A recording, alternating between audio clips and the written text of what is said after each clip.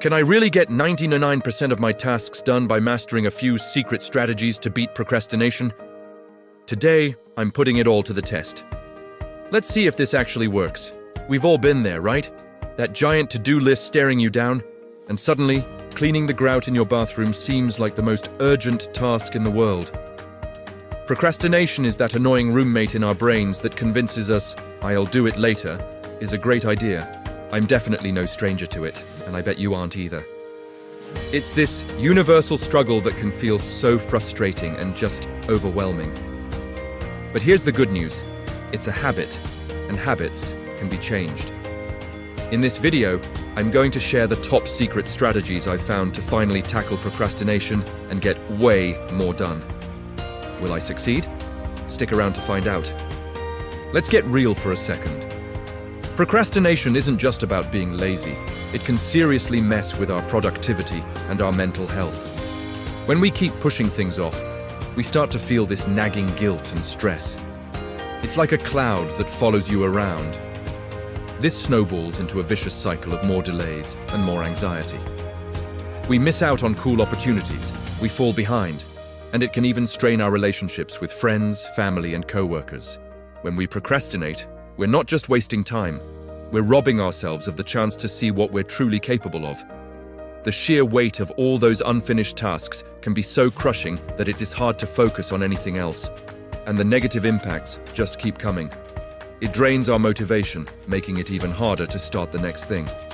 We might start telling ourselves a story that we're not good enough, or that we can, to handle the task. That kind of thinking does some serious damage to our self-esteem.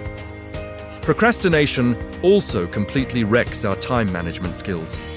We miss deadlines, rush our work, and end up making sloppy mistakes. But once we truly understand how bad this habit is for us, we can get serious about finding a way out. It's the first step to taking back control. It doesn't stop there either. Procrastination can even impact our physical health.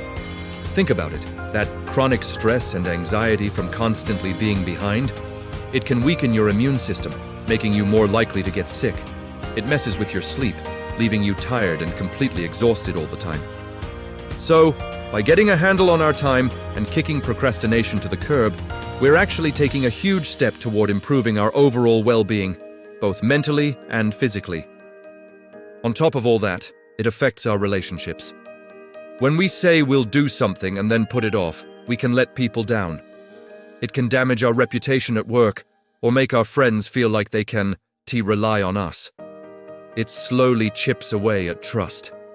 But when we become more productive and responsible, we actually build stronger, more reliable connections with the people around us.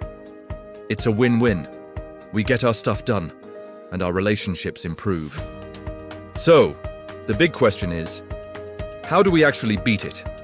How do we overcome this beast? One of the most famous and effective strategies is the Pomodoro technique. It's super simple. You work in a super focused sprint for 25 minutes, and then you take a mandatory 5-minute break. This little trick helps you stay locked in without getting completely burned out. It's like a game. Another killer strategy is to set super specific, small goals. Instead of looking at a huge project and feeling instant dread, break it down into tiny, manageable pieces. Writing a 10-page paper feels impossible. Writing the first paragraph, totally doable. Checking off those small wins builds momentum and makes the whole thing feel way less overwhelming. Now, here's a strategy that adds a little social pressure in a good way. Share your goals with a friend. Find an accountability partner. Just telling someone what you plan to do creates this extra layer of incentive to actually follow through. You don't want to have to tell your friend you spent the afternoon watching cat videos instead of working on your goal. Plus, it's always great to have someone cheering you on. And while you're at it, try to figure out the why behind your procrastination. What's the real reason you're avoiding this task? Are you secretly afraid of failing? Or maybe you're just not sure where to start and feel paralyzed. Digging deep and understanding the root cause is like finding the secret key. Once you know what the real problem is, you can come up with a targeted plan to solve it. Another huge one is to wage war on distractions. Be honest with yourself. What's your kryptonite? Is it the endless scroll on social media? The constant ping of email notifications? Whatever it is, you need to eliminate it, at least while you're trying to work. There are amazing tools for this, like website blockers or apps designed to keep you focused. Turn your phone on silent and put it in another room. By creating a distraction-free zone, you're making it so much easier to stay on track and actually make progress. You're setting yourself up for success from the very beginning. I want to share a quick story about a friend of mine. Let's call her Sarah. Sarah was drowning in procrastination. She had this massive work project looming over her, and the stress was just eating her alive. She was stuck.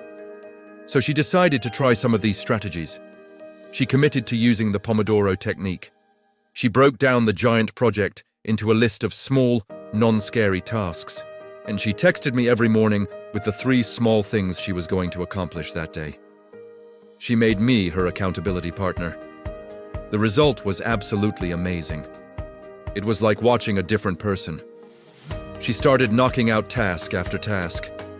The cloud of stress started to disappear, and not only did she finish the project on time, but she did an incredible job. She felt this massive wave of relief and accomplishment. It was so cool to see. Her success story is the perfect example of how powerful these strategies can be. She didn't magically become a productivity guru overnight. She just applied these simple techniques, one day at a time, and completely turned things around.